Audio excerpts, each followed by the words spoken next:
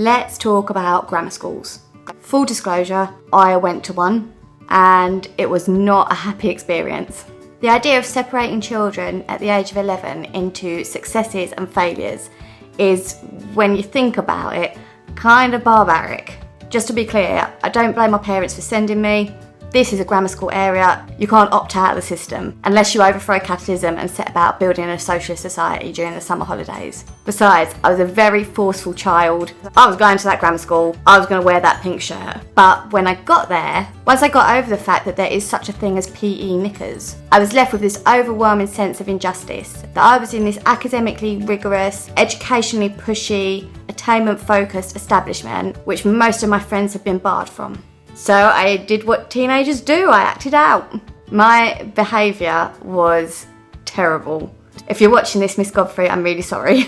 I found little and sometimes quite large ways of subverting the system. I became pretty much part of the furniture on Thursday detentions. By year 10, I was on report more often than I was off it. My mental health was not good either. I was on various combinations of drugs which are now thankfully banned in under 18s. I was a self-harmer, not a particularly good one. Now, I'm not saying that grammar school made me mental, but the pressure to conform to a very narrow set of ideals, which I was never going to be able to achieve, probably didn't help. And that's also how ultimately I wound up getting kicked out in GCSE year. This isn't meant to be an attack on any individuals. I had some wonderful, kind teachers, some less so, Mr. Beamish. Ugh. I had some really positive learning experiences. In year 9, we studied 12th night.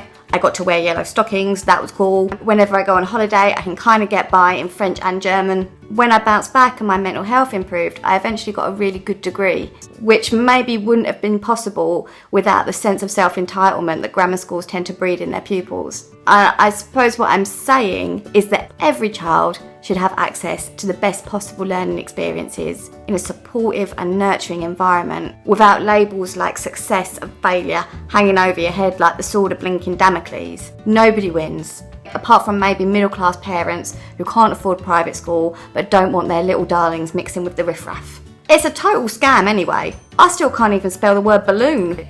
Which is it? All that grammar schools really do is give you a sense that deep down, you're better than everyone else, when really you're just an overgrown, jumped up, precocious 11-year-old. Share, subscribe, see you later.